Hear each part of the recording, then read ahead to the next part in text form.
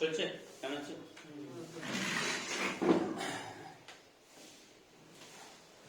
আচ্ছা, আজকে তোমাদের অভিশ্রবণ চাপ পড়াবো। দেখো, দ্রবণের এর আগের দিন পড়েছিলাম হিমাঙ্কের অবনমন, মানে বিশুদ্ধ দ্রাবক অপেক্ষা দ্রবণের হিমাঙ্ক কম হয় কেন? বিশুদ্ধ দ্রাবক অপেক্ষা দ্রবণের হিমাঙ্ক কম হয় কেন? এবং তারপর একদম দেখো ওই দ্রবণের স্ফুটনাঙ্কের উন্নয়নে,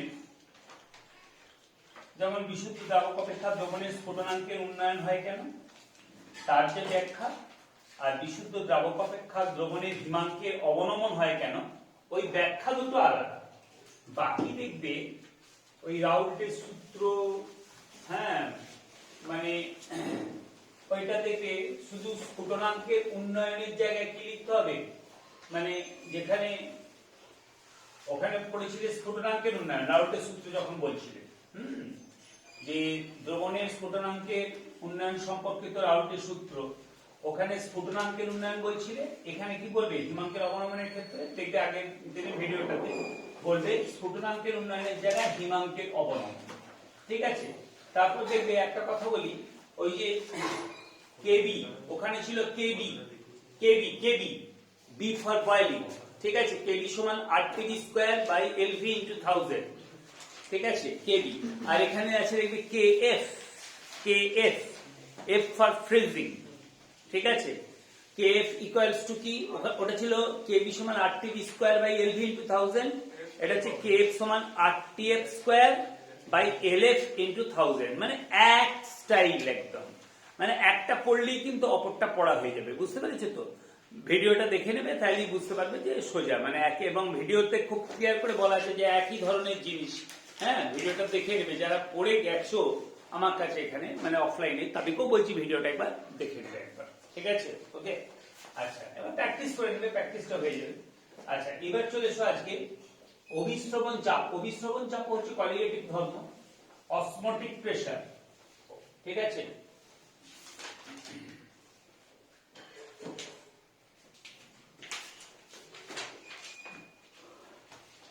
পনেরো না 16?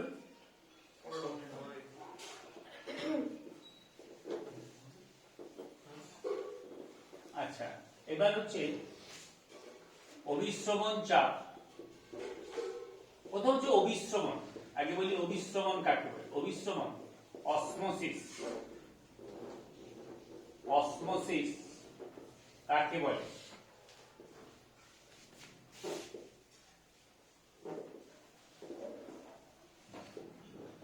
আমি বুঝিয়ে দিই, তারপর একদম আগে যেরকম বোঝাই সেরকম বোঝাই, হ্যাঁ, তারপর বই থেকে দেখবো। অসমোসিস কাকে বলে এটা বোঝার চেষ্টা করো। অসমোসিস দুটো দ্রবণকে, ঠিক আছে, মানে ধর একটা দুটো দ্রবণ মানে ভিন্ন ভিন্ন গাঢ়ত্বের দ্রবণ, তার মানে একটা লঘু দ্রবণ হবে, মানে ভিন্ন গাঢ়ত্বের দ্রবণ। ঠিক আছে, হলো, তার মানে একটা লঘু আর একটা গাঢ়। এবার লঘু গাঢ়টা তো ডিপেন্ড করে কি, সেটা তো তোরা জানিস, যে যদি তোর লঘু দ্রবণটা হচ্ছে কি, সেখানে দ্রাবের পরিমাণটা হচ্ছে কম, লঘু দ্রবণ, দ্রাব সলিউট, সলিউটের পরিমাণ কম, আর গাঢ় দ্রবণ হচ্ছে কি, সলিউটের পরিমাণ বেশি। ওকে, এইটাই মানে ইন কম্পারিজন। তাহলে দুটো ভিন্ন গাঢ়ত্বের দ্রবণ মানে কি, একটা লঘু আর একটা গাঢ়, হলো। আচ্ছা, এইবার অথবা বিশুদ্ধ দ্রাবক আর দ্রবণকে যদি অর্ধভেদ্য পর্দা দ্বারা পৃথক করে রাখা হয়, সেমি পারমিয়েবল মেমব্রেন। অর্ধভেদ্য পর্দার ইংলিশ কি? Semi permeable membrane. ঠিক আছে, ইংলিশ টার্ম বলে জানবে। অর্ধভেদ্য পর্দা দ্বারা যদি পৃথক করে রাখা হয়, হোয়াট ইজ অর্ধভেদ্য পর্দা?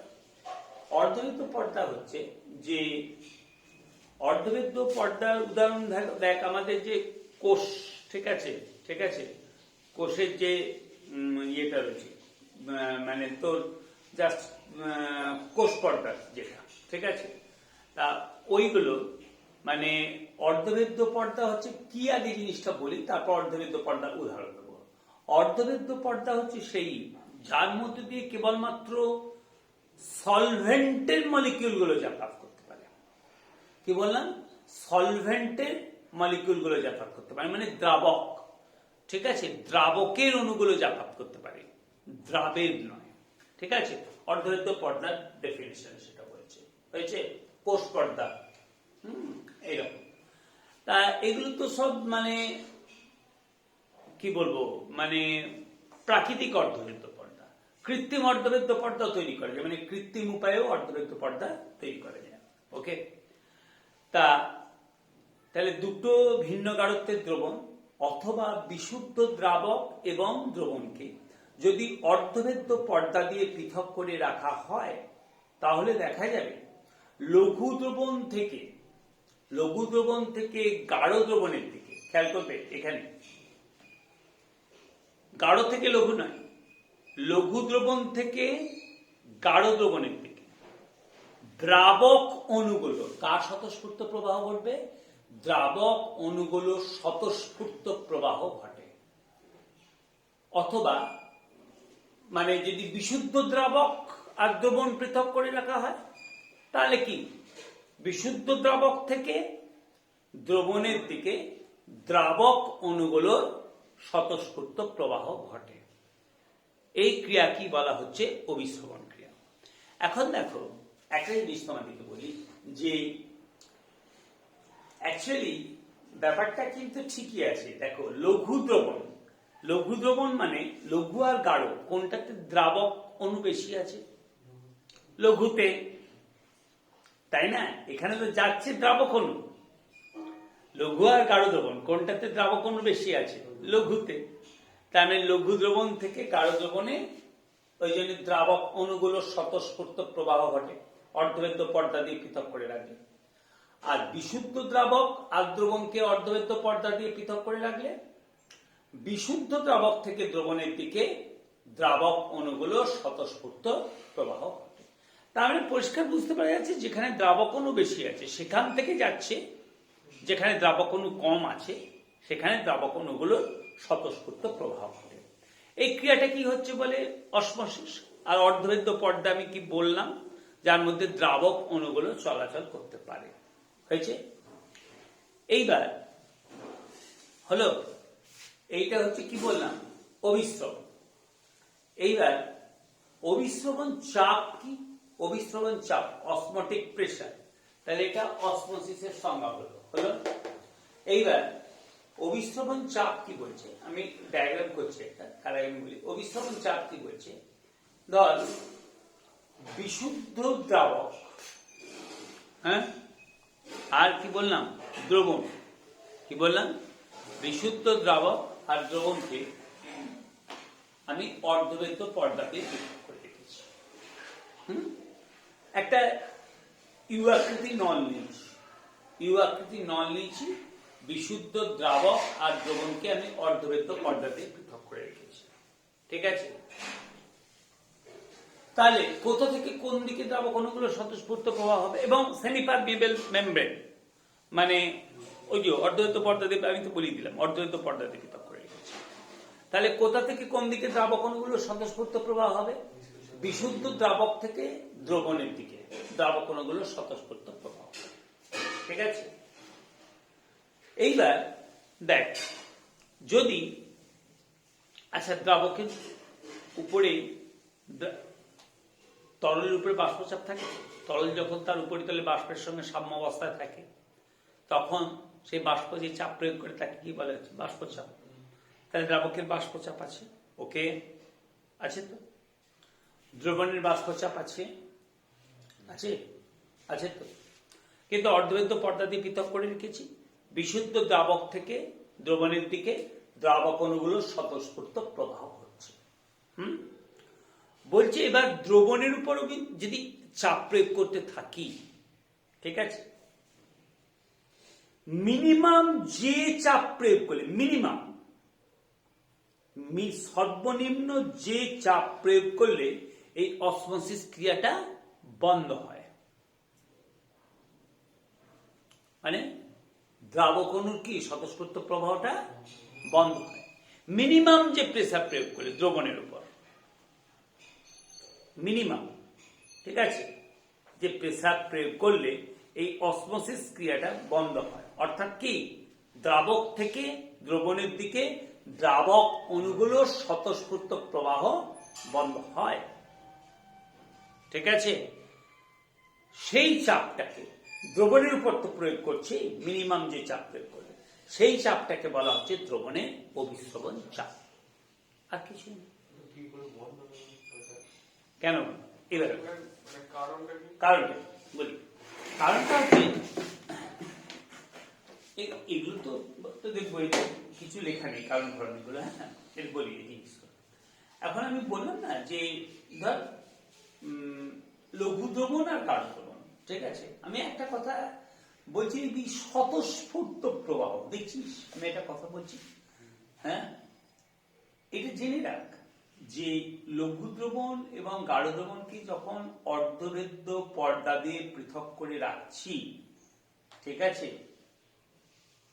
তখন আমি কি বললাম, স্বতঃস্ফূর্ত প্রবাহ দ্রাবক অণুগুলোর কোন দিক থেকে কোন দিকে ঘটে, বলো বলো।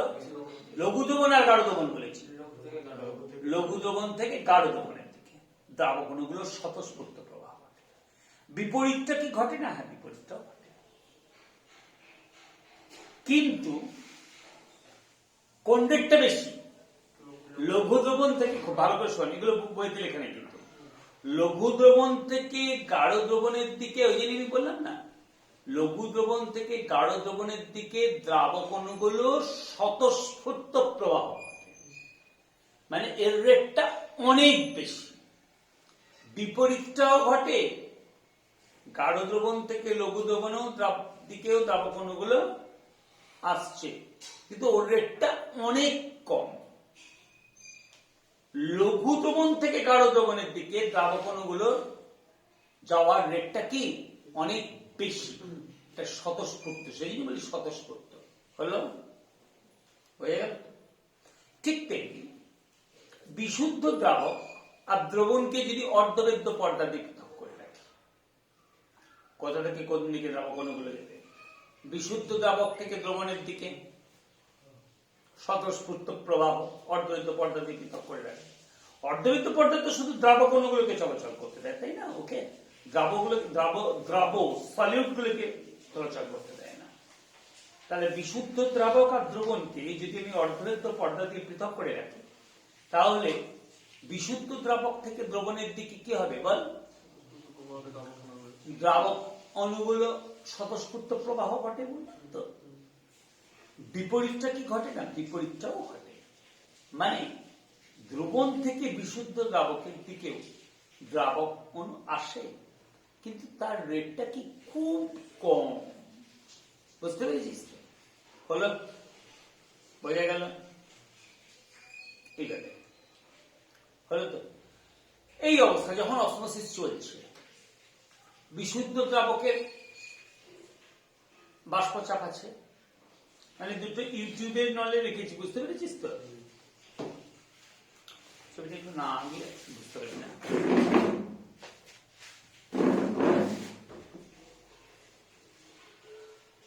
আকৃতি নয়, হ্যাঁ,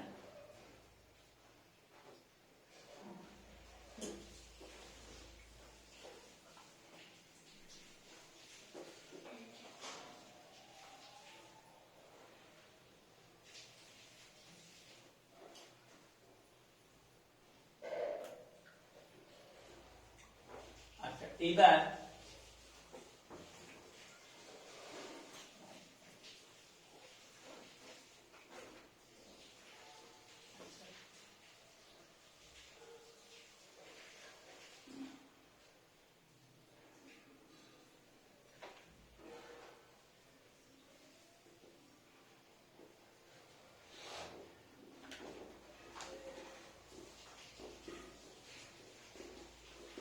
এটা যে অর্ধবেদ্য পর্দা,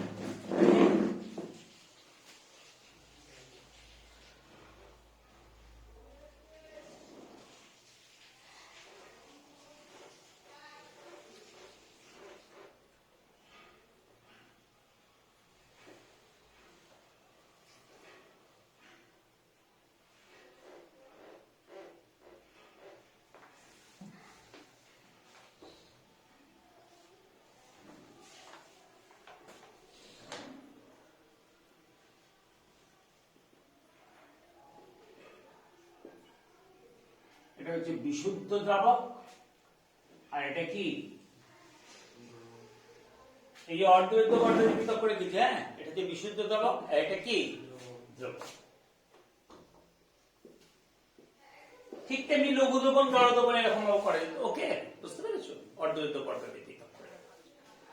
এবার যখন অসমোসিস, এই সময় অসমোসিস চলছে তো, তাহলে এই বিশুদ্ধ দ্রাবকের বাষ্পচাপ আছে, দ্রবণেরও বাষ্পচাপ আছে, আছে তো? বাষ্পচাপ কি কাকে সেটা আমি বলে দিয়েছি। বুঝলে, যখন কোন তরল তার উপরিতলের বাষ্পের সঙ্গে সাম্যাবস্থা থাকে তখন সে বাষ্প দিয়ে চাপ প্রয়োগ করে, তাই তো? এইবার আমি যদি তাহলে দ্রাবক অণুগুলো কোন দিক থেকে কোন দিকে যাচ্ছে, মানে স্বতঃস্ফূর্ত প্রবাহটা বিশুদ্ধ দ্রাবক থেকে দ্রবণে, এর উপর যদি আমি চাপটা বাড়াতে থাকি তার মানে কি হবে? তার মানে দ্রবণ মানে ওই রেটটা বাড়তে থাকবে। কোন রেটটা বাড়তে থাকবে? আমি আমি আমি কি বললাম? আমি বললাম বিশুদ্ধ দ্রাবক থেকে দ্রবণের দিকে দ্রাবক অণুগুলো স্বতঃস্ফূর্ত প্রবাহ করবে, কিন্তু দ্রবণ থেকেও যে দ্রাবকের দিকে দ্রাবক অণুগুলো যাবে না যে তা নয়, যাবে, কিন্তু তার রেটটা খুব কম। হলো, এই অবস্থায় যদি আমি দ্রবণের উপর চাপ প্রয়োগ করতে থাকি, ঠিক আছে, তখন কি হবে? এই দ্রবণ থেকে দ্রাবক অণুর দিকে, বিশুদ্ধ দ্রাবকের দিকে, দ্রবণ থেকে বিশুদ্ধ দ্রাবকের দিকে দ্রাবক অণুগুলো তো আর যেতে পারবে না বাবা, সেমি পারমিয়েবল থাকবে। তখন এই অবস্থায় যদি আমি দ্রবণের উপর চাপ প্রয়োগ করতে থাকি, তখন দ্রবণ থেকে বিশুদ্ধ দ্রাবকের দিকে দ্রাবক অণুগুলো কি যাওয়ার রেটটা, বুঝতে পেরেছিস? দ্রবণ থেকে বিশুদ্ধ দ্রাবকের দিকে দ্রাবক অণুগুলো যাওয়ার রেটটা কি হবে? বাড়তে থাকবে। হয়েছে? হলো, এবার মিনিমাম যে চাপটা প্রয়োগ করে, চাপ বাড়াচ্ছে, বাড়ছে, রেটটা বাড়ছে, মিনিমাম যে চাপ প্রয়োগ করলে দুটো রেট সমান হয়ে যাবে। কি হলো? মিনিমাম যে চাপটা প্রয়োগ করলে দুটো রেট সমান হয়ে যাবে, ওকে? মানে তখন কি যে হারে বিশুদ্ধ দ্রাবক থেকে দ্রবণের দিকে দ্রাবক অণুগুলো আসছিল, ঠিক সেই হারেই দ্রবণ থেকে বিশুদ্ধ দ্রাবকের দিকে কি যাবে বলো? দ্রাবক অণুগুলো যাবে। বুঝতে পেরেছো? দ্রবণের উপর মিনিমাম যে চাপটা প্রয়োগ করবে ওইটা হবে আর কি। বুঝতে পেরেছো? অসমোসিস হচ্ছে বিশুদ্ধ দ্রাবক থেকে দ্রবণের দিকে দ্রাবক অণুগুলো স্বতঃস্ফূর্ত প্রবাহ হচ্ছে, কিন্তু তখনও অসমোসিস হচ্ছে, তখনও দ্রবণ থেকে বিশুদ্ধ দ্রাবকের দিকে দ্রাবক অণুগুলো যাচ্ছে, কিন্তু তার রেটটা খুব কম। হলো, এরপর যদি দ্রবণের উপর আমি চাপ প্রয়োগ করতে থাকি, ওকে, তখন দ্রবণ থেকে বিশুদ্ধ দ্রাবকের দিকে দ্রাবক অণুগুলো যাওয়ার বেগটা কি হবে? বাড়তে থাকবে। একটা টাইম আসবে, মানে চাপ বাড়াতে বাড়াতে একটা টাইম চাপ বাড়াতে বাড়াতে যে চাপে, মিনিমাম যে চাপে দেখা যাবে যে হারে বিশুদ্ধ দ্রাবক থেকে দ্রবণের দিকে দ্রাবক অণুগুলো আসছিল, ঠিক সেই হারেই দ্রবণ থেকে বিশুদ্ধ দ্রাবকের দিকে দ্রাবক অণুগুলো যাবে। ঠিক আছে? দ্রবণের উপর মিনিমাম যে চাপটা প্রয়োগ করবে সেই চাপটা কি বলা হচ্ছে? তখনই বলা হয় কি অসমোসিস ক্রিয়া বন্ধ হয়ে গেছে, ওকে? সেটা কি বলা হয়? ওই দ্রবণের অভিস্রবণ চাপ। ক্লিয়ার? একদম, হ্যাঁ, কনসেপ্টটা ক্লিয়ার হয়েছে? আচ্ছা, প্রাকৃতিক অর্ধবেদ্য পর্দা অনেক আছে, আমি যেমন বললাম, ঠিক আছে। কৃত্রিম অর্ধবেদ্য পর্দা, কৃত্রিম অর্ধবেদ্য পর্দা বই থেকে উদাহরণ তৈরি করে দিবি, ঠিক আছে। প্রাকৃতিক অর্ধবেদ্য পর্দার উদাহরণ কি কি দিয়েছে বল, বইটা খুলে বসাচ্ছিস তুই, বল। শুকরের মূত্রথলি। হ্যাঁ, শুকরের মূত্রথলি, বলো। ডিমের খোসার ভিতরে সাদা পাতলা স্তর। হ্যাঁ, ডিমের খোসার ভিতরে সাদা পাতলা স্তর। উদ্ভিদের কোষের কোষ পর্দা। ওই যে বললাম কোষ পর্দা, বল। উদ্ভিদের কোষের কোষ পর্দা। কোষ পর্দা প্রভৃতি হলো প্রাকৃতিক অর্ধবেদ্য পর্দা। ওকে।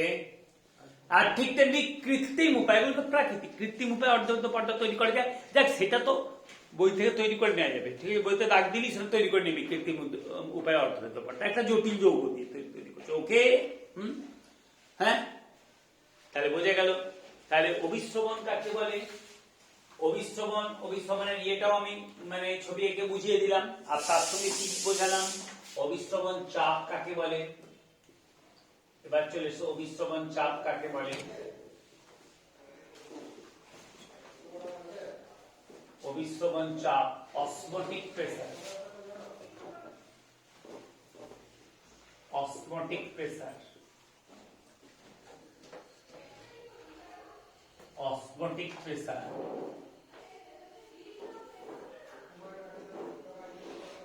অসমোটিক প্রেসার কাকে বলে। হয়ে গেল, এটা হয়ে গেল তো। এরপর চলে এসো, এবার হচ্ছে অর্ধবেদ্য পর্দা কাকে বলে। কোশ্চেন গুলো লিখে রাখো, হ্যাঁ। অর্ধবেদ্য পর্দা কাকে বলে?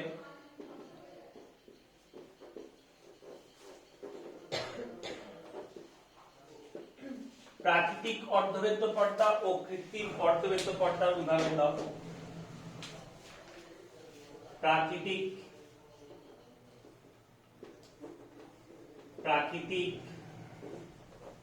ও কৃত্রিম অর্ধবেদ্য পর্দার একটি করে উদাহরণ দাও। অর্ধবেদ্য পর্দার উদাহরণ দাও, মানে একটা করে অর্ধবেদ্য পর্দার উদাহরণ দাও। পরিষ্কার দিচ্ছি, উদাহরণ দাও। ওকে, আচ্ছা। এরপর হচ্ছে যে অভিশ্রবণ চাপ সম্পর্কিত, ওখানে যেমন কি ছিল, রাউল্টের সূত্র ছিল, তাই না। দ্রবণের স্ফুটনাঙ্কের উন্নয়ন সম্পর্কিত কি বলো, রাউল্টের সূত্র, দুটো করে সূত্র ছিল। হিমাঙ্কের অবনমন সংক্রান্ত রাউল্টের সূত্র, সূত্র মানে যেটা পরীক্ষিত সূত্র, তাই না। এখানে হচ্ছে অভিশ্রবণ চাপ সংক্রান্ত সূত্র আছে, ঠিক আছে। দ্রবণের অভিশ্রবণ চাপ কি, কলিগেটিভ প্রপার্টি। আচ্ছা, এবার অবশ্যই ইয়েটা কি, মানে দ্রবণটা কি রকম সেই একই, আর বলার দরকার নেই। দ্রবণটা কি, অনুদ্বায়ী, কঠিন, অসংযোজিত, তড়িৎ, অবিশ্লেষ্য। ওকে, আচ্ছা। এইবার দেখো, যেটা আমি বলতে চাইছি যে অভিশ্রবণ চাপ সংক্রান্ত সূত্র, ঠিক আছে। তাহলে দেখো, এটা যে ভ্যান টপের সূত্র, দেখো তো ঠিক আছে, ভ্যান টপের সূত্র, তাই তো। অভিশ্রবণ চাপ সম্পর্কিত ভ্যান টপের সূত্রাবলী, তাই তো। অভিশ্রবণ চাপ সম্পর্কিত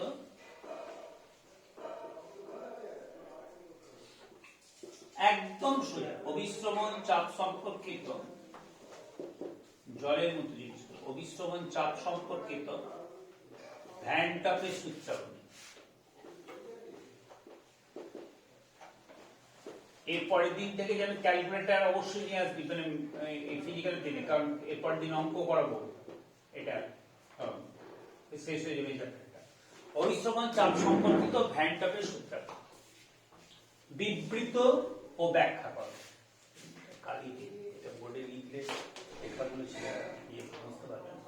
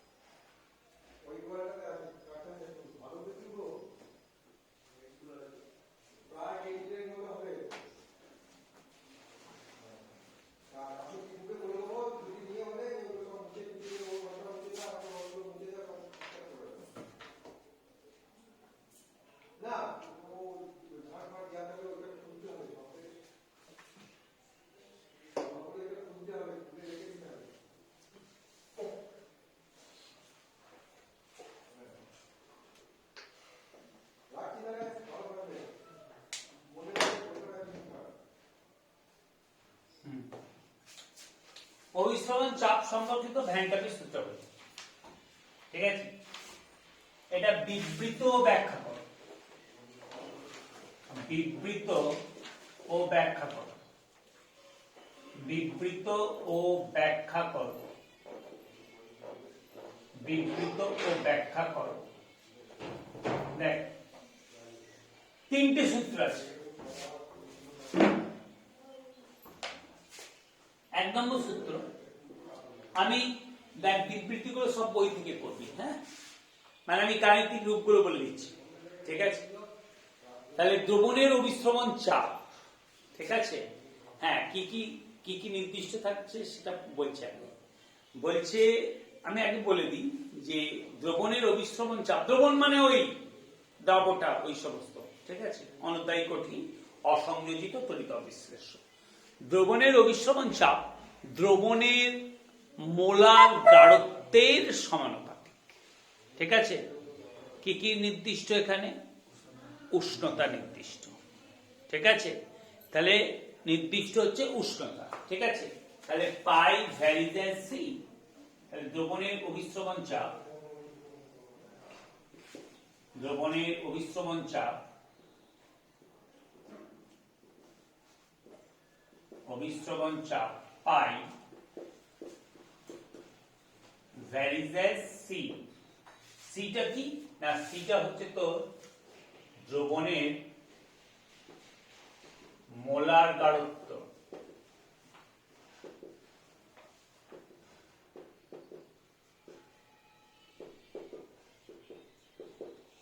দ্রবণের মোলার গাঢ়ত্ব। এক নম্বর হলো।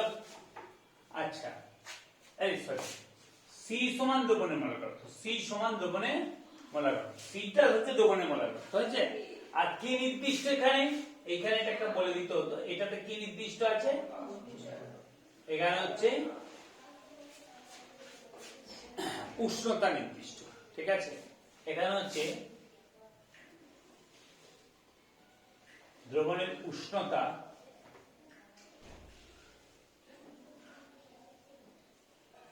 দ্রবণের উষ্ণতা। আর কিছু লেখা আছে নাকি নির্দিষ্ট? টি কেলভিন নির্দিষ্ট আয়তন আছে, তৃতীয়টার ক্ষেত্রে আছে। হ্যাঁ, তৃতীয়টার ক্ষেত্রে ফার্স্টটা নেই।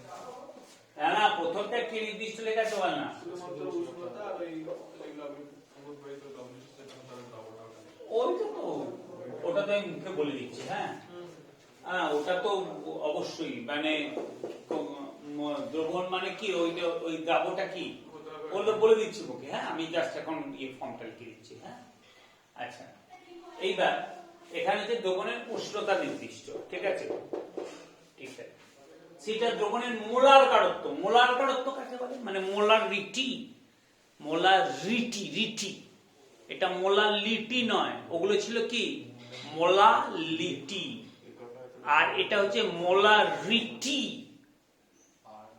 1 লিটার দ্রবণে, এই কথাটা না বলে এটা বলবি একদম। 1 লিটার দ্রবণে, 1 লিটার দ্রবণে যত মোল দ্রাব দ্রবীভূত থাকে, যত গ্রাম মোল দ্রাব দ্রবীভূত থাকে, তাকে দ্রবণের মোলার রিটি বলে। হ্যাঁ, বড় হাতের এন দিয়ে করা। 2 নম্বরটা কি?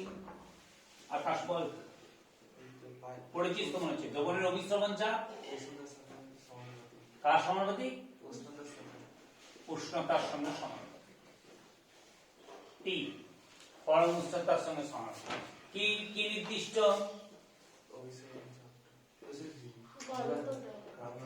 দ্রবণের সি নির্দিষ্ট। ওকে, হয়েছে। এটা হচ্ছে দ্রবণের উষ্ণতা নির্দিষ্ট, আর এটা হচ্ছে দ্রবণের সি নির্দিষ্ট। হয়েছে, দ্রবণের সি নির্দিষ্ট হয়েছে। হলো 1 নম্বর সূত্র। 2 নম্বর সূত্র, 3 নম্বর সূত্র বলে কিছু আছে? হ্যাঁ, 3 নম্বর সূত্রটা সেই পরীক্ষায় দেখ কি, ওই যে ওই স্টেটমেন্টটা কি আছে বল, স্টেটমেন্টটা বল। স্থির উষ্ণতায় কোন দ্রাবকের একটি নির্দিষ্ট আয়তনে সমমোল পরিমাণ বিভিন্ন অনুদ্বায়ী হ্যাঁ, ওই দেখ তড়িৎ অবিশ্লেষ্য ব্যাস ব্যাস, আর কিছু বলতে হবে না। ওই যে রাউল্টের ওখানে যে দেখ, ওখানে যে রাউল্টের দ্বিতীয় সূত্র দেখ, স্ফুটনাঙ্কের উন্নয়ন সংক্রান্ত রাউল্টের দ্বিতীয় সূত্রটাও এরকম ছিল। হ্যাঁ, দ্বিতীয় সূত্রটা তো পরীক্ষাটা যেটা মনে পড়ছে, যে নির্দিষ্ট পরিমাণ দ্রাবকে, যে দুটো ইকুয়াল নির্দিষ্ট পরিমাণ দ্রাবকে বিভিন্ন অনুদ্বায়ী বিভিন্ন বিভিন্ন দ্রব্য যোগ করবো, কিন্তু দ্রাবকগুলো কি অনুদ্বায়ী অসংযোজিত তড়িৎ অবিশ্লেষ্য, ঠিক আছে। তার সমমোল পরিমাণ যোগ করলে, সমসংখ্যক মোল যোগ করলে প্রতি ক্ষেত্রে স্ফুটনাঙ্কের উন্নয়ন একই ঘটে, হিমাঙ্কের ক্ষেত্রে প্রতি ক্ষেত্রে হিমাঙ্কের অবনমন একই ঘটে, মানে ওটা পরীক্ষা আছে। ঠিক এখানেও তো এরকম, এখানেও সেরকম। তাহলে কি এখানে কি বলছে, স্থির উষ্ণতায়, তাই তো, স্থির উষ্ণতা, উষ্ণতাটা নির্দিষ্ট অবশ্যই, মানে এটা পরীক্ষা, ঠিক আছে। এটার মানে আমি গাণিতিক ফর্মটা কিছু লিখছি না 3 নম্বরে, ওকে। 3 নম্বরের আর গাণিতিক ফর্মটা কিছু লেখার দরকার নেই। স্থির উষ্ণতায়, হ্যাঁ দেখো, এটা ওই পরীক্ষাটা যেটা করেছে, স্থির উষ্ণতায় নির্দিষ্ট আয়তনের দ্রবণ, কারণ ওটা ছিল মোলালিটি, ঠিক আছে। ওটা কি ওই জন্য বলেছিল, নির্দিষ্ট পরিমাণ দ্রাবকে, আর এটা হচ্ছে মোলারিটি, সেই জন্য স্থির উষ্ণতায় নির্দিষ্ট আয়তনের দ্রবণে, ঠিক আছে, বিভিন্ন দ্রাবকটা বিভিন্ন হবে, কিন্তু দ্রাবক ক্যারেক্টারিস্টিক্স গুলো ওই কি অনুদ্বায়ী কঠিন অসংযোজিত তড়িৎ অবিশ্লেষ্যে, মানে বিভিন্ন অনুদ্বায়ী অসংযোজিত তড়িৎ অবিশ্লেষ্য দ্রাবের সমসংখ্যক মোল পৃথক পৃথক ভাবে দ্রবীভূত করে দ্রবণ প্রস্তুত করলে, ঠিক আছে। আগেটা কি বলেছি, প্রথমটা বলেছি স্থির উষ্ণতায় নির্দিষ্ট পরিমাণ কি, নির্দিষ্ট পরিমাণ কি আছে, আয়তনে নির্দিষ্ট আয়তনে, কোন দ্রাবকে, হ্যাঁ আমি ওইটা এটা ভুল বলছিলাম, দ্রবণে বলে ফেলছিলাম, ঠিক আছে। স্থির মানে নির্দিষ্ট উষ্ণতায়, ঠিক আছে, মানে এখানে আয়তন দিয়ে বলতে হবে আর কি, ঠিক আছে। যেহেতু এটা কি, যেহেতু এখানে এটা হচ্ছে কি মোলারিটি, ঠিক আছে, আর ওইটা অ্যাকচুয়ালি নির্দিষ্ট পরিমাণ দ্রাবক যেটা বলেছিল না, ওখানে অ্যাকচুয়ালি নির্দিষ্ট পরিমাণ দ্রাবক মানে মানে কোন একটা নির্দিষ্ট পরিমাণ দ্রাবক, ওই যে স্ফুটনাঙ্কের উন্নয়ন হিমাঙ্কের অবনমন, ওটা হচ্ছে নির্দিষ্ট ভরের দ্রাবক, অ্যাকচুয়ালি ওটা কি নির্দিষ্ট ভরের দ্রাবক, ওকে ওকে। ওইটা পরিমাণের জায়গায় ওখানে কেউ ভরও লিখতে পারতো, ঠিক আছে। আর এটা তো ওটা মোলালিটি ছিল, মোলালিটি, আর এটা হচ্ছে মোলারিটি। তাহলে স্থির উষ্ণতায়, ঠিক আছে, নির্দিষ্ট আয়তনের দ্রাবকে হয়েছে, নির্দিষ্ট আয়তনের দ্রাবকে, আয়তন বলে, বুঝতে পেরেছিস তো। আর ওখানে ছিল নির্দিষ্ট পরিমাণ দ্রাবক, মানে অ্যাকচুয়ালি ওখানে স্ফুটনাঙ্কের উন্নয়নে আর হিমাঙ্কের অবনমন নির্দিষ্ট পরিমাণ দ্রাবক মানে নির্দিষ্ট ভরের দ্রাবকটা, ওটা বললে আরো ক্লিয়ার হয়। কিন্তু নির্দিষ্ট এখন নির্দিষ্ট পরিমাণ বলতে গেলে না, মানে পরিমাণটা কি, তাহলে নির্দিষ্ট পরিমাণ বলে নির্দিষ্ট ভর তো পরিমাণ, আবার আয়তন পরিমাণ, সেই জন্য ওখানে বেটার হতো কেউ কেউ যদি লেখে যে নির্দিষ্ট, মানে ওই যে স্ফুটনাঙ্কের উন্নয়ন আর হিমাঙ্কের অবনমনের যে দ্বিতীয় সূত্রটা, যে কোন দ্রাবকের নির্দিষ্ট ভর নিয়ে, ঠিক আছে, কোন দ্রাবকের নির্দিষ্ট ভর নিয়ে তাতে বিভিন্ন অনুদ্বায়ী অসংযোজিত তড়িৎ অবিশ্লেষ্য দ্রাবের সমসংখ্যক মোল দ্রবীভূত করলে, ঠিক আছে, প্রতি ক্ষেত্রে স্ফুটনাঙ্কের উন্নয়ন একই ঘটে বা হিমাঙ্কের অবনমন একই ঘটে। আর এখানে স্থির উষ্ণতা, উষ্ণতাটাকে স্থির রাখতে হবে। ওখানে কি উষ্ণতাটাকে স্থির রেখেছিল? ওখানে না, ওখানে উষ্ণতা স্থির ছিল না। খেয়াল করবি একটু, যখন পড়বি না এই ডিফারেন্স গুলো, মানে মাথার মধ্যে ঢুকিয়ে নিবি, তাহলে লিখতে গিয়ে ভুল হবে না, হয়েছে। তাহলে স্থির উষ্ণতায় নির্দিষ্ট, কারণ এখানে কেন ব্যাপারটা, কারণ ব্যাপারটা হচ্ছে দ্রবণের অভিস্রবণ চাপটা যে সি এর সঙ্গে সমানুপাতিক, সেটা কি উষ্ণতা তো নির্দিষ্ট বাবা, সেজন্যই নির্দিষ্ট উষ্ণতায়, নির্দিষ্ট উষ্ণতায় কোন নির্দিষ্ট আয়তনের দ্রাবকে, মানে একটা দ্রাবক চুজ করবো, একটাই দ্রাবক চুজ করবো এবং সেটা কি নির্দিষ্ট আয়তন। স্থির উষ্ণতায় কোন নির্দিষ্ট আয়তনের দ্রাবকে বিভিন্ন অনুদ্বায়ী অসংযোজিত তড়িৎ অবিশ্লেষ্য দ্রাবের বলো সমসংখ্যক মোল, ঠিক আছে, সমসংখ্যক মোল বা গ্রাম মোল, ঠিক আছে, সমসংখ্যক গ্রাম মোল পৃথক পৃথক ভাবে দ্রবীভূত করে দ্রবণ প্রস্তুত করলে প্রতি ক্ষেত্রেই দ্রবণের অভিস্রবণ চাপের মান একই হয়। সেটাই লেখা আছে, হলো স্থির উষ্ণতায় কোন, মানে দ্রাবক একটাই চুজ করছি, তার নির্দিষ্ট আয়তন, কোন নির্দিষ্ট আয়তনের দ্রাবকে, হ্যাঁ, বিভিন্ন দ্রবণ, হ্যাঁ, কিন্তু দ্রাবকগুলোর ক্যারেক্টারিস্টিক কি, ক্যারেক্টারিস্টিক্স গুলোই অনুদ্বায়ী অসংযোজিত তড়িৎ অবিশ্লেষ্য দ্রাবে সমসংখ্যক মোল, সমসংখ্যক মোল পৃথক পৃথক ভাবে দ্রবীভূত করে বিভিন্ন দ্রবণ প্রস্তুত করলে প্রতি ক্ষেত্রেই কি হবে, প্রতি ক্ষেত্রেই কি হয় বল, প্রতি ক্ষেত্রেই দ্রবণের অভিস্রবণ চাপের মান একই হয়। ঠিক আছে, এটা দ্বিতীয় সূত্র, তার মানে এটা পরীক্ষা করে দেখেছি, হয়েছে। এটা নড়াস না।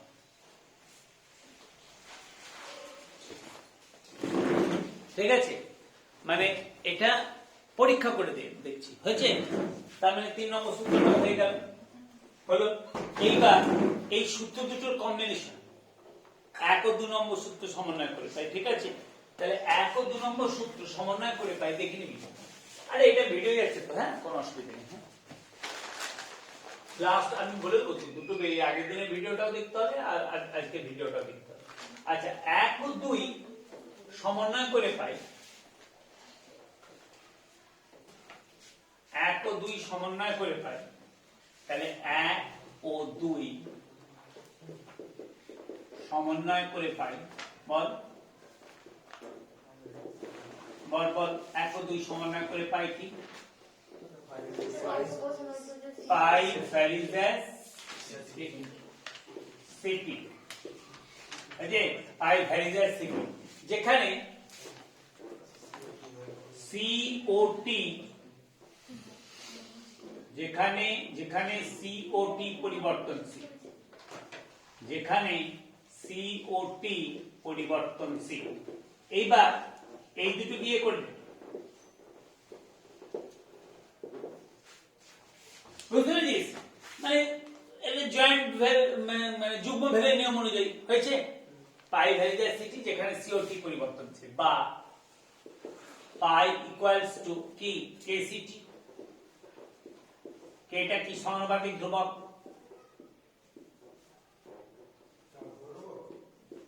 কে হচ্ছে সমানুপাতিক ধ্রুবক, কি হলো বাবা, কে হচ্ছে সমানুপাতিক। হ্যাঁ, পরীক্ষা করে দেখা গেছে কে এর মান আর এর সমান হয়, এটা পরীক্ষা করে, ঠিক আছে। পরীক্ষায় দেখা যায়, পরীক্ষায় দেখা যায়, পরীক্ষায় দেখা যায় বল কে, কে এর মান কার সমান হয় বল, আর, আর হচ্ছে কি বল, মোলার গ্যাস ধ্রুবক বা সার্বজনীন গ্যাস ধ্রুবক, ঠিক আছে। আর এটা হচ্ছে মোলার গ্যাস ধ্রুবক,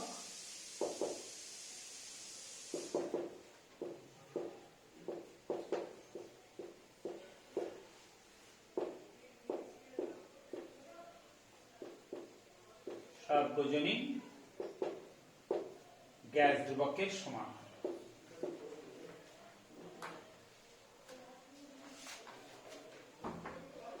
গ্যাস ধ্রুবকের সমান হয়, গ্যাস ধ্রুবকের সমান হয়।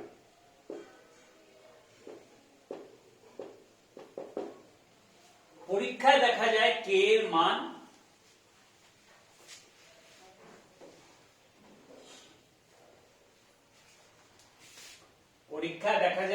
মান আর হচ্ছে মোলার গ্যাস ধ্রুবক অর্থাৎ সার্বজনীন গ্যাস ধ্রুবক কে এর মান আর এর সমান হয় আর এর সমান হয়। তা যদি হয় তাহলে কি অতএব এটা পরীক্ষা করে দেখেছি, পরীক্ষা করে তো দেখতেই পারে, অভিসরণ চাপ পরীক্ষা করে দেখতে পারে না, দ্রবণ তৈরি করলি, হ্যাঁ তাহলে মোলার গাঢ়ত্বটা জানা, উষ্ণতাটা কত জানিস, হ্যাঁ অভিসরণ চাপটা দেখবি যে কত চাপটা মানে ওই বিশুদ্ধ দ্রাবক থেকে পৃথক করে মানে অসমোসিস ক্রিয়াটা করছিস, ঠিক আছে। বিভিন্ন উপায়ে বার করা যায় যে অসমোসিস ক্রিয়াটা করছিস বিশুদ্ধ দ্রাবক থেকে দ্রবণটাকে পৃথক করে রেখে দিয়ে এবার দ্রবণের উপর মিনিমাম যে চাপটা প্রয়োগ করলে সর্বনিম্ন যে অভিশ্রবণ ক্রিয়াটা কি হয়, বন্ধ হয়ে গেল, সেটাই তো দ্রবণের অভিশ্রবণ চাপ, ঠিক আছে। অভিশ্রবণ চাপটা পরীক্ষা করে বার করলাম, সি মোলার গাঢ়ত্ব জানা, উষ্ণতা জানা, বসালাম, কে এর মানটা বার করলাম। এইরকম 5টা দ্রবণের ক্ষেত্রে করলাম, বিভিন্ন দ্রবণ নিয়েছি, কিন্তু দ্রাবকগুলোর ক্যারেক্টারিস্টিক্সটা ওই একই, অনুদ্বায়ী অসংযোজিত তড়িৎ অবিশ্লেষ, ঠিক আছে। আর দ্রাবকটা হচ্ছে কি নির্দিষ্ট পরিমাণ দ্রাবক করেছি, কোন একটা দ্রাবকের নির্দিষ্ট পরিমাণ করেছি, করে দেখছি প্রতি ক্ষেত্রে কে এর মানটা কি তার হচ্ছে একই হচ্ছে, এবং কে এর মানটা কার সমান হচ্ছে, আর এর সমান হচ্ছে। এইভাবেই আমি বললাম মানে বিজ্ঞানী করেছে। তাহলে অতএব পাই ইকুয়ালস টু কি বল, পাই ইকুয়ালস টু সি আর টি। তো যখন এই আর এর মানটা বার করা হবে তখন তাহলে নির্দিষ্ট আয়তনটাও কি নির্দিষ্ট রাখতে হবে? আরে বাবা কোনো মানে নেই, আয়তনটা নির্দিষ্ট রাখতে হবে তার কোনো মানে নেই, গাঢ়ত্বটা আমার জানতে হবে যে কত আয়তনে তুই কত দ্রাবক দ্রবীভূত করেছিস, ব্যাস। কোনটাতে 5 লিটারে, কিন্তু দ্রাবের ক্যারেক্টারিস্টিকটা এক হতে হবে, ক্যারেক্টারিস্টিকটা এক হতে হবে মানে কি, সরি ওই ক্যারেক্টারিস্টিক্স গুলো ওই ক্রাইটেরিয়া গুলো ফুলফিল করতে হবে। কোনগুলো, ওই অনুদ্বায়ী অসংযোজিত তড়িৎ অবিশ্লেষ, বুঝতে পেরেছি। এইবার তোর দ্রাবকটা কোন ক্ষেত্রে 2 লিটার নিলি, কোন ক্ষেত্রে 3 লিটার নিলি, কোনো ব্যাপার নেই, দ্রাব দিয়ে দিলি, ঠিক আছে, কিন্তু তুই গাঢ়ত্বটা তোকে বার করে নিতে হবে তো, যে কত গাঢ়ত্ব হলো দ্রবণের, কি হলো কথাটা বুঝতে পারছিস না তো তুই 1 লিটার একটা দ্রাবক নিয়েছিস, দিয়ে তাতে 2 গ্রাম মোল তুই দ্রাবক দিয়েছিস, কিন্তু দ্রবণের গাঢ়ত্বটা আমাকে বার করে নিতে হবে, তার মানে সি এর মানটা বার করতে হবে, তো অঙ্ক কষি করে 5 লিটার সেই দ্রাবকটা নিয়েছিস, হয়েছে, তারপরে 3 গ্রাম মোল দ্রাবক দিয়েছিস, অন্য একটা দ্রাবক, কিন্তু ওই ক্যারেক্টারিস্টিক্স গুলো ফুলফিল করবে, ওই অনুদ্বায়ী কঠিন অসংযোজিত তড়িৎ অবিশ্লেষ, হ্যাঁ। কিন্তু গাঢ়ত্বটা তো বার করতে পারবি না, গাঢ়ত্বটা সেটা বার করতে পারবি, উষ্ণতাটা জানা, অভিসরণ চাপটা প্রতি ক্ষেত্রে বার করি, দেখি প্রতি ক্ষেত্রে কি কে এর মানটা একই হয়। ক্লিয়ার? আমি প্রথমে বলছিলাম ওইটা, কিন্তু এবার ক্লিয়ার হলো তো জিনিসটা, হলো? আচ্ছা, এইবার তাহলে পাই ইকুয়ালস টু কি, সি আর টি। এইবার দেখ সি সমান কি, সি হচ্ছে কি হচ্ছে, সি হচ্ছে ওই যে এন বাই ভি, মানে একক আয়তনে দ্রাবের মোল সংখ্যা, তাই তো, মোলার গাঢ়ত্ব তো, তার মানে C equals to N by V, ওটা আমি লিখছি, ভি আয়তনে আমি লিখছি, হ্যাঁ, ভি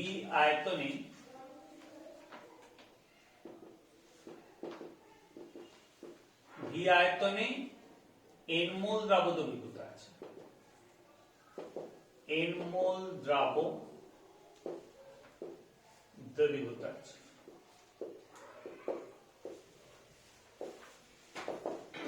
হ্যাঁ, তোদের পড়ানোটাও আমি অফলাইনে আরম্ভ করব, কারণ না হলে ওই জয়েন্টের পড়ানোটা হচ্ছে না, বুঝতে পেরেছিস তো? ওই ভিডিওটা দেবো দেবো করে আমার নানা রকম কাজ পড়ে যাচ্ছে, দেখা যাচ্ছে আমি অফলাইনে আরম্ভ করবো। অফলাইনে আরম্ভ করলে কনসিকুয়েন্টলি কি হবে, অফলাইনে পড়াটা তো হবে, দিয়ে এবার সেই ভিডিওটা আপলোড করে দেবো। কি বললাম বুঝতে পেরেছিস তো? যারা পারবি আসবি। কি বললাম কথাটা বুঝতে পেরেছিস তো? হ্যাঁ, আমি বলে দেবো আজকে অনেকগুলো ভয়েস মেসেজ দেবো, হ্যাঁ সেখানে সব শুনবি, একদম পয়েন্ট করে বলে দেবো। 6টা ভয়েস মেসেজ দেবো এবং খাতায় লিখে দিবি ভয়েস মেসেজ একদম, ঠিক আছে? একদম 6টা ভয়েস মেসেজ দেবো, পরীক্ষা থেকে আরম্ভ করে সমস্ত কিছু আমি বলে দিচ্ছি। যেমন অর্গানিক পড়াবের পরের দিন থেকে জেনে নিবে এটা কি সব বলেছে। আচ্ছা, ভি আয়তনে n মোল দ্রাবক দ্রবীভূত আছে, তাহলে কি এক আয়তনে কত মোল দ্রাবক দ্রবীভূত আছে? বলো বলো বলো। এক আয়তনে n/v মোল দ্রাবক দ্রবীভূত আছে। এবার অতএব দ্রবণের মোলার গাঢ়ত্ব, হয়েছে? এটা পাশে করে দিচ্ছে, হ্যাঁ। অতএব দ্রবণের মোলার গাঢ়ত্ব, অতএব দ্রবণের মোলার গাঢ়ত্ব, কারণ একক আয়তনে যত মোল দ্রাবক দ্রবীভূত থাকে সেটাই দ্রবণের মোলার গাঢ়ত্ব। অতএব দ্রবণের মোলার গাঢ়ত্ব, দ্রবণের মোলার গাঢ়ত্ব, মোলার গাঢ়ত্ব C সমান কি বল? মোলার গাঢ়ত্ব C সমান কি বল? n/v হয়ে গেল। হয়েছে? সেই জন্য C এর জায়গায় কি বসিয়েছি? n/v বসিয়েছি। একক আয়তনে যত মোল দ্রাবক দ্রবীভূত থাকে, একক আয়তনে যত মোল দ্রাবক দ্রবীভূত থাকে সেটাই হচ্ছে, হ্যাঁ এই নাও না, এটা চ্যাপ্টার কাল থেকে লিখেছিল। একক আয়তনে যত মোল দ্রাবক দ্রবীভূত থাকে সেটাই হচ্ছে মোলার গাঢ়ত্ব। ওকে, সেই জন্য ব্যাস n/v টাই হচ্ছে মোলার গাঢ়ত্ব। তাহলে এবার বা পাই v ইকুয়ালস টু কি? nRT। খুব সোজা এগুলো, কিচ্ছু না, জলের মতো হলো। এটা কার সঙ্গে, এই সমীকরণটা কার সঙ্গে রিলেটেড, কার সঙ্গে সম্পর্কিত? PV equals to nRT। এইটা একদম দেয়। ও এটা কোনটা কি আর বলার তো দরকার নেই। পাইটা কি? অভিস্রবণ চাপ দ্রবণে। ভিটা কি? ভিটা কি? কার আয়তন? দ্রবণের আয়তন। এটা কার মোল সংখ্যা? দ্রাবের মোল সংখ্যা। 8টা মোলার গ্যাস ধ্রুবক, টিটা হচ্ছে কি? উষ্ণতা। তাহলে এইটা কার সঙ্গে একদম ট্যালি করছে বল? PV equals to nRT। এইটার সঙ্গে একদম পুরো মিলে যাচ্ছে। হ্যাঁ, এই সমীকরণে যখন অঙ্ক করবে, ভালো করে খেয়াল রাখো, এই সমীকরণে যখন অঙ্ক করবে এটা জেনে রাখো, পায়ের মানটা খুব মন দিয়ে শুনবে এই সমীকরণ, নাহলে কিন্তু অঙ্ক ভুলে যাবে। পায়ের মানটা কিসে বসাবে? অ্যাটমসফিয়ার, নাহলে অঙ্ক ভুলে যাবে। এই সমীকরণে যখন অঙ্ক করবে পায়ের মানটা বসাবে, পায়ের মান বসাবে অ্যাটমসফিয়ার এককে, পায়ের মান ATM এককে। অঙ্ক করার সময়, অঙ্ক করার সময়, হ্যাঁ যাচ্ছে, অঙ্ক করার সময় পায়ের মান ATM এককে হলো, পায়ের মান ATM এককে। এবার ATM একক মানে দেখ 1 ATM সমান 760 mm HG স্তম্ভের চাপ।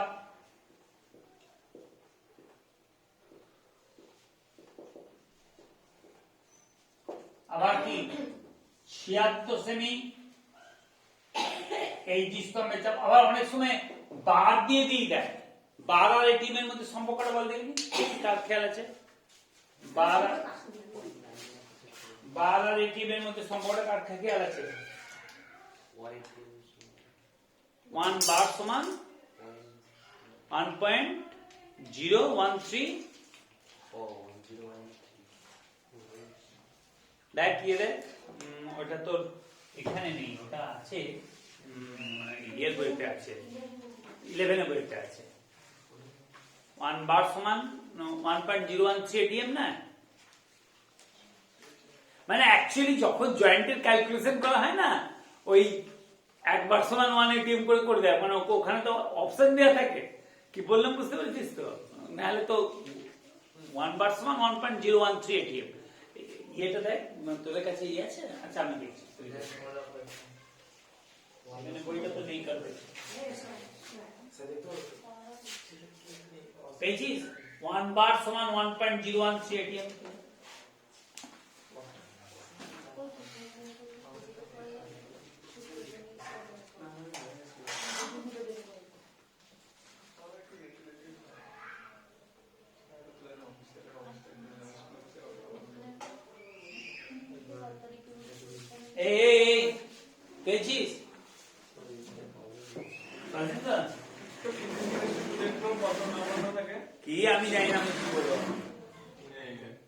কি এখন কোনো কথা এক্সট্রা কোনো কথা এখন হবে না, প্রজেক্ট এখন পড়ে দেবো, প্রজেক্ট 20 করে থাকে, 20 করে থাকে, 20 প্র্যাকটিক্যাল 10 থাকে তার মানে আবার এক্সট্রা কথা জিজ্ঞেস করছিস। প্রজেক্ট নন ল্যাব সাবজেক্ট প্রজেক্ট 20, প্র্যাকটিক্যাল হচ্ছে তোদের 70 থিওরি, মানে যেগুলো প্র্যাকটিক্যাল, হ্যাঁ 70 থিওরি আর 30 আমাদের প্রজেক্টও দিচ্ছে, ওই জন্য জিজ্ঞেস করলাম।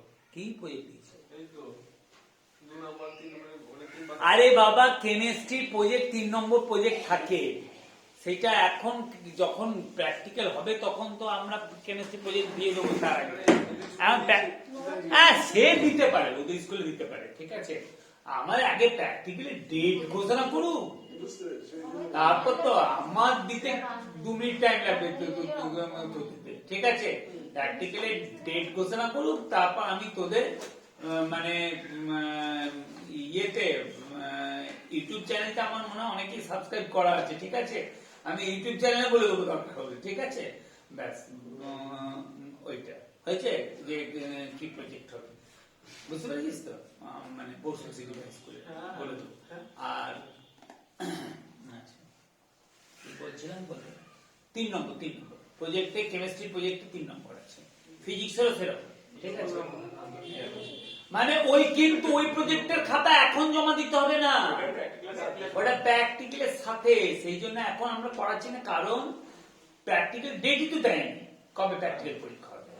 এখন নন ল্যাব গুলো বলে দিয়েছে, আবার ফালতু বকাতে নন ল্যাব গুলো জমা দিতে হবে কাউন্সিল অফিসে 22 তারিখের মধ্যে, স্কুলকে জমা দিতে হবে, তার মানে তোদিকে তার অন্তত 15 দিন আগে স্কুলে জমা দিতে হবে, ব্যাস। আর ভালো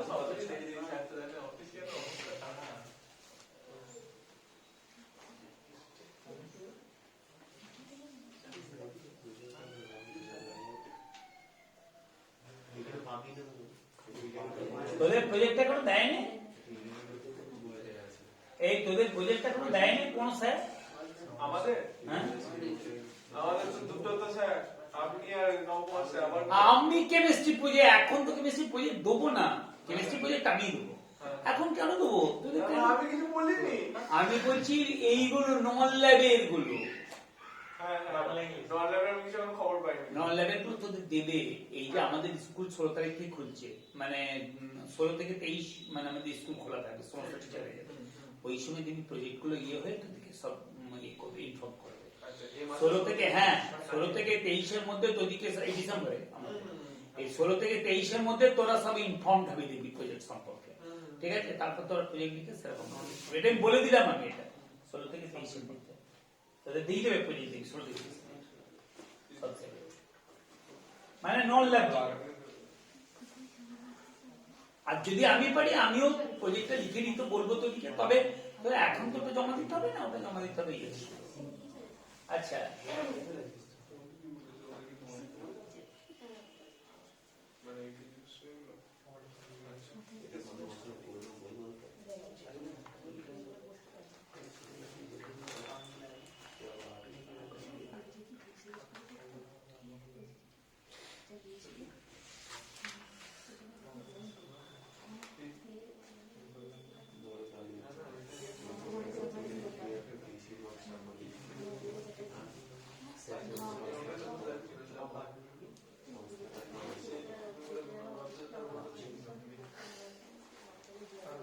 আমি মানে এটাকে আমি ওই জন্য একটু খটকা লেগেছিলাম, এটাকে ঘুরিয়ে বলছিলাম, মানে 1 ATM সমান 1.013 বার, মানে একটু ঘুরে গিয়েছিল, ঠিক আছে। অ্যাকচুয়ালি কি জয়েন্টে অঙ্ক করার জন্য কি ওটা তো দরকার হয় না, জয়েন্টে অঙ্ক করার জন্য ওই মানে 1 ATM সমান 1 বার ধরেই জয়েন্টের অঙ্ক করা হয়, যেই নেই, কারণ কতটা তফাৎ দেন না, মানে 1.013 আর একটা 1, মানে আমি বলছি, আমি বলে ফেলেছিলাম ওটা যে 1 ATM জেনারেল, যে এটা কারেক্ট, এটা 1 ATM সমান 1.013 বার, ঠিক আছে। 1 ATM সমান 1.013 বার, ঠিক আছে।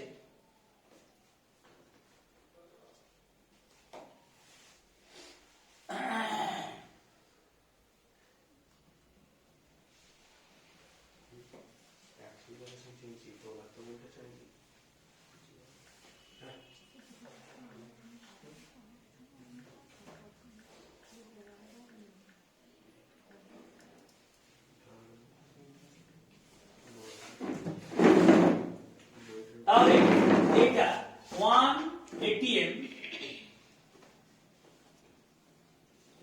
সমান 1.013 বার। তার মানে আমি বললাম এই অঙ্কটা করতে গেলে আবার বলি পাই ইকুয়ালস টু nr দিয়ে অঙ্ক করতে গেলে পাইটাকে আমাদের কিসে বসাতে হবে? এটিএম। এইবার ধর 760 mm চাপ আছে মার্কারে, তার মানে সেটা কি 760 দিয়ে ভাগ করে নিতে হবে, তাহলে এটিএম মিলবে। সেমিতে 760 নয়, আমি বলছি সব mm এ আছে 315 mm মার্কার স্তম্ভের চাপ, 315 mm মার্কার স্তম্ভের চাপ। তার মানে এটিএম করতে হলে কি করতে হবে? 315 কে 760 দিয়ে ভাগ করতে হবে। ধর আছে তোর 320 সেমি, ঠিক আছে, পারস্তম্ভের চাপ, ঠিক আছে, তাহলে 76 দিয়ে ভাগ করে নিতে হবে, এটিএম করতে হবে, হয়েছে।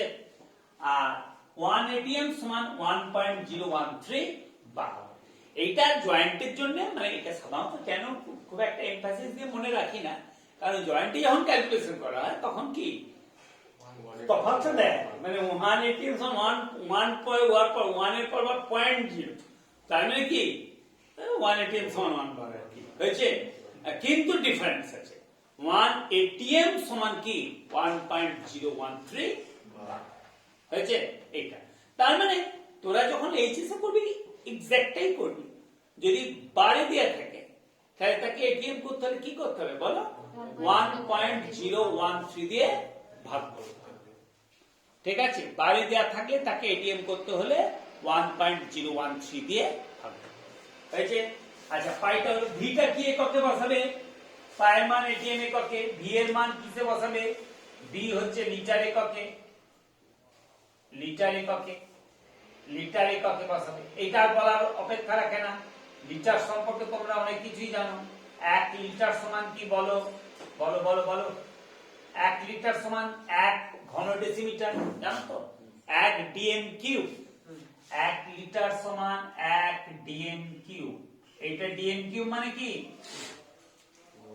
ঘন ডেসিমিটার, বাংলায় এটা বলে কি 1 ডিএম কিউব, হয়েছে। আবার 1 লিটার সমান কত এমএল? 1 লিটার, লিটারটা এরকম ভাবে লিখি, হ্যাঁ, 1L করে বড় বড় লিখি, হ্যাঁ। 1 লিটার সমান কত? 1000 ml, এটা জানো তোমরা, 1000 ml। ml এ থাকলে তাহলে লিটার করতে হলে 1000 দিয়ে ভাগ। কত সেমি কিউব বলো তো?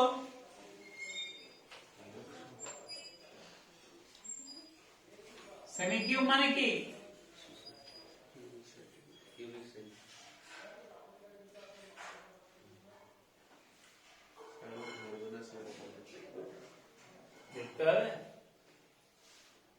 সেমি কিউব মানে কিউবিক সেন্টিমিটার, ঠিক আছে। সেমি কিউব মানে কিউবিক সেন্টিমিটার, মানে যেটাকে বলা হচ্ছে, তোমরা বলো সিসি। সেমি কিউব মানে কিউবিক সেন্টিমিটার, মানে যেটাকে বলা হয় সিসি, মানে ঘন সেমি। তাহলে কিউবিক মানে ঘন সেমিতে থাকলে 1000 দিয়ে ভাগ করে দিতে হবে, লিটার করতে হবে। আর মিটারের সঙ্গে লিটারের সম্পর্ক, মিটারের সঙ্গে লিটারের সম্পর্ক সেটাও তো জানি না, বলো বলো বলো বলো বলো। আরে 1 লিটার সমান তো 1 ডিএম কিউব, তার মানে 1 ডিএম মানে কিউব মানে কি 1 ঘন ডেসিমিটার, 1 ডিএম কিউব মানে 1 DM into 1 DM into 1 DM. এগুলো এগুলো কনসেপ্ট ক্লিয়ার রাখলে না, মানে নিজেরা করে নিতে পারবে, এগুলো মুখস্থ প্রয়োজন হবে না। এই তো, তাই তো, এইটা শুধু মনে রাখা, 1 লিটার সমান 1 ডিএম কিউব হলো তো। এবার 1 ডেসিমিটার সমান কত মিটার? 1 ডেসিমিটার সমান কত মিটার? 1 মিটার সমান তো 10 ডেসিমিটার। 1 মিটার সমান তো 10 decimetre. Millimetre, centimetre, decimetre, metre. তাহলে 1 মিটার সমান 10 ডেসিমিটার। তাহলে 1 ডেসিমিটার সমান কত? 1/10 মিটার, তার মানে 0.1 মিটার। তার মানে এটা কি হয়ে যাচ্ছে, মানে সোজা কথা এটা 1/10 1/10 মিটার, তাই তো? তার মানে এইটা হয়ে যাচ্ছে, আমি বলি এরকম ভাবে লিখছি, তার মানে এটা হচ্ছে 1/1000, তাই তো? এটা হচ্ছে 1/10 মিটার, 1/10 মিটার, 1/10 মিটার। তার মানে 1/1000 কি? এটা কি 1/1000 metre cube, 1/1000 metre cube, metre cube. তার মানে কি 1 লিটার সমান 1/1000 মিটার কিউব। তার মানে কি বলো, এবার বলো। হ্যাঁ, তার মানে কি হয়েছে 0.001 মিটার কিউব হয়েছে। বা এই জিনিসটাই যদি শুধু মনে রাখো, 1 লিটার সমান 1/1000 মিটার কিউব। তার মানে কি, মানে মিটার কিউব যদি থাকে তাকে লিটার করতে হবে, কি করতে হবে? 1000 দিয়ে গুণ করতে হবে, ঠিক আছে? মিটার কিউব, তার মানে এইটা হচ্ছে, এইটা হয়ে গেল 0.001 বলো মিটার কিউব।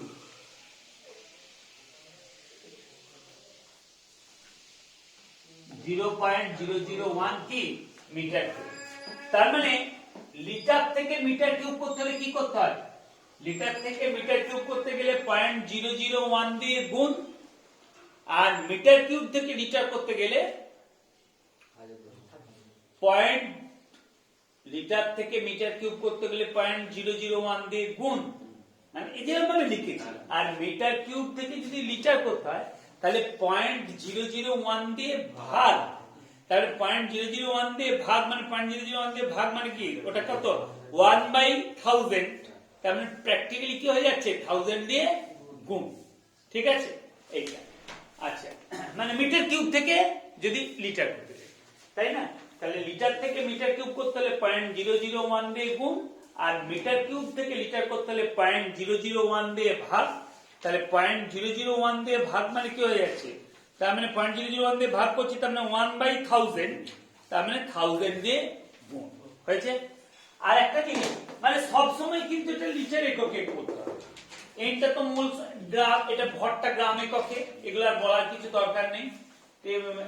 এইটা আরেকটু এগিয়ে যাওয়া উচিত ছিল, পিভিকল স্ট্রেনারটি তো এখান থেকে আরেকটু এগিয়ে যাওয়া উচিত ছিল আমার, যে পিভি ইকুয়ালস টু W/M, এনটা তো মূল সংখ্যা, W/M, পুরো অঙ্কটা এরকম দ্রাবে, মানে দ্রাবের আণবিক ভর নির্ণয় করা যায়, দ্রাবের আণবিক ভর নির্ণয় করা যায়।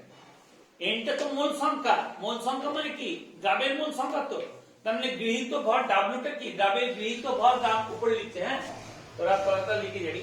তাহলে ওখানে তার মানে এইটা আমি একদম এবার স্টার্ট দিয়ে উপরে চলে যাচ্ছি, কিন্তু তোরা তলা লিখে যাবি, ঠিক আছে? এরপরে দেখ, এইটা হচ্ছে, এইখানে এটা হচ্ছে কি, এটা তো মূল সংখ্যা, ঠিক আছে? তাহলে W হচ্ছে দ্রাবের গৃহীত ভর, দ্রাবের গৃহীত ভর গ্রাম এককে, দ্রাবের গৃহীত ভর গ্রাম এককে। আর এমটা হচ্ছে কি বল, এমটা হচ্ছে কি, এমটা হচ্ছে দ্রাবের গ্রাম আণবিক ভর, গ্রাম আণবিক ভর, আণবিক ভর হলো, হয়ে গেল। আর আটটা হচ্ছে কি, আর এর মানটা কি বসাবো, এইখানে লিটারে, লিটার অ্যাটমসফিয়ারে, বুঝতে পেরেছিস? মানে এটা তো অ্যাটমসফিয়ারে করেছি, এই যে আচ্ছা আমি এইখানে করলাম, এইটা তো আছে, এই জায়গাটা করা উচিত ছিল, এটা তো ধর ইয়েতে পড়েছিস, লেভেলে পড়েছিস, এই জায়গাটা, এই আমার করা উচিত ছিল এইখানটা না করে এইখানটা করা উচিত ছিল, এইটা পাইভ ইকুয়ালস টু এনআরটি, এই জায়গাটা আমার করা উচিত ছিল W/M আরটি, এইটা, এই জায়গাটা, এইটা, বুঝতে পেরেছিস? এই জায়গাটা। তাহলে এইবার আর এর মানটা, তাহলে এটা অবশ্যই, কারণ এটা হচ্ছে অ্যাটমসফিয়ার, এটা লিটার, তাহলে এটা না বসালে হবে না, কিন্তু অন্য কিছু বসালে হবে না। লিটার ATM বল mole inverse kelvin inverse, mole inverse kelvin inverse, mole inverse kelvin inverse. আর এটা কি বল তোর টিটা হচ্ছে কেলভিন উষ্ণতা, কেলভিন উষ্ণতা। তার মানে এই সমীকরণ থেকে দেখ, খেয়াল কর, কেলভিন উষ্ণতা। তাহলে এই সমীকরণ থেকে কি ইয়ে করা যায় বলো? তাহলে এই সমীকরণ থেকে যাবে কি নির্ণয় করা যায়? এই যে সমীকরণটা করলাম না আমি, এটা এইটা, তাহলে এই সমীকরণ থেকে অতএব মানে কোন সমীকরণটা, এটা তো বক্সের মধ্যে রেখেছি, এটা তো বক্সের মধ্যে আছে, অতএব উপরোক্ত সমীকরণ থেকে যাবে কি আণবিক ভর নির্ণয় করা যায়। আর এটা পাইপ ডায়াগ্রাম খেয়াল করো, পাইপ পরীক্ষায় নির্মিত ভিটা হচ্ছে আমি জানি দ্রবণের আয়তন কত, ডাব্লুটা আমার কত গ্রাম দ্রাব দিচ্ছি জানা আছে, আর এর মানটা তো জানি, উষ্ণতা জানি, তাহলে এম দ্রাবের আণবিক ভর নির্ণয় করা যায়। অতএব এই সমীকরণ থেকে তার মানে কি অভিশ্রমণ, হ্যাঁ এইটা হচ্ছে অভিশ্রমণ চাপ সম্পর্কিত সমীকরণ, ঠিক আছে। এই যে সমীকরণটা এইটা হচ্ছে কি ভ্যান টপের অভিশ্রমণ চাপ সম্পর্কিত সমীকরণ। কোন সমীকরণটা তোদের কোন সমীকরণটা লেখা আছে? পাই ভি ইকুয়ালস টু এনআরটি। এই সমীকরণটা হচ্ছে ভ্যান টপের অভিশ্রমণ চাপ সম্পর্কিত সমীকরণ। এই সমীকরণটা এটা লিখে রাখি, এই সমীকরণটা হচ্ছে ভ্যান টপের অভিশ্রমণ চাপ সম্পর্কিত সমীকরণ, এই সমীকরণটা। আর এইটা কেন এটা করলাম, এটার সঙ্গে ট্যালি করানোর জন্য এটা করলাম, P ইকুয়ালস টু এনআরটি। এটা যে ভ্যান টপের অভিশ্রমণ চাপ সম্পর্কিত সমীকরণ, ভ্যান টপের অভিশ্রমণ চাপ সম্পর্কিত সমীকরণ, চাপ সম্পর্কিত ভ্যান টপের অভিশ্রমণ চাপ সম্পর্কিত সমীকরণ।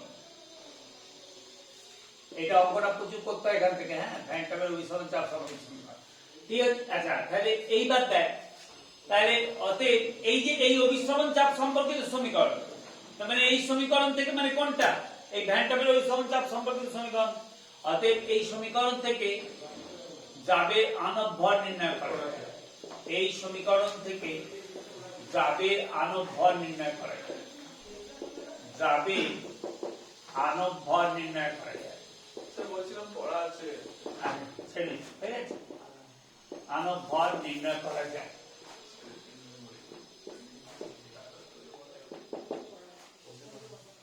এই সমীকরণ থেকে যাবে আণবিক ভর নির্ণয় করা যায়, ঠিক আছে। আজকে এই থাক, ঠিক আছে। এই সমীকরণ থেকে যাবে আণবিক ভর নির্ণয় করা যায়। এরপরের দিন আরেকটু থিওরি বাকি রইল, ঠিক আছে। কারণ থিওরি বাকি আছে যেটা হচ্ছে মেইন, মানে যেটা জয়েন্টের জন্য বেশি লাগবে, এগুলো ভ্যান টপ ফ্যাক্টর বাকি আছে, তারপর ডিগ্রি অফ ডিসোসিয়েশন কি করে বার করব, ডিগ্রি অফ অ্যাসোসিয়েশন কি করে বার করব, আলফার মান, ঠিক আছে। হ্যাঁ বুঝতে পেরেছিস তো, ওই ভ্যান টপ ফ্যাক্টর থেকে, ভ্যান টপ ফ্যাক্টরের মান কখন একের বেশি হবে, কখন একের কম হবে, তারপর ডিগ্রি অফ ডিসোসিয়েশন কি করে বার করব, ডিগ্রি অফ অ্যাসোসিয়েশন কি করে বার করব, আর হচ্ছে রিভার্স অসমোসিস বলে একটা আছে, আর একটা হচ্ছে তোর ইয়ে আইসোসমোটিক সলিউশন, তারপর হচ্ছে হাইপারটোনিক সলিউশন, হাইপোটোনিক সলিউশন, আর ওই কতগুলো ছোট ছোট কোশ্চেন এখন, ঠিক আছে। এই যে যেটা পড়ালাম এটা আমি কিন্তু বইয়ের পেজ নাম্বার কিন্তু কিছু বললাম না, এবং আমি টোটাল বুঝিয়ে দিয়েছি, আশা করি কোশ্চেন করে লিখে দিয়েছি, তোরা বইয়ের পেজ থেকে এগুলো তৈরি করে দিতে পারবি। এর পরের দিন কিন্তু অবশ্যই ক্যালকুলেটর নিয়ে আসবি, কারণ ওই থিওরিগুলো পড়াতে বেশি সময় লাগবে না, ওগুলো খুব কয়েকটা ছোট্ট মানে জিনিস, কি বললাম বুঝতে পারছি। আর কোশ্চেন গুলো উত্তরগুলো বইটা একদম লেখাই আছে, কোশ্চেন একটা চটচট বলে তো উইয়ে দেবে, আমি কিন্তু অঙ্ক করতে আরম্ভ করতে, ঠিক আছে। এরপর দিন এই চ্যাপ্টারটা শেষ করার চেষ্টা করবো, তাই অবশ্যই বই নিয়ে আসবে, ঠিক আছে। মানে বই নয়, ক্যালকুলেটরটা নিয়ে আসবি যেহেতু অঙ্ক করা।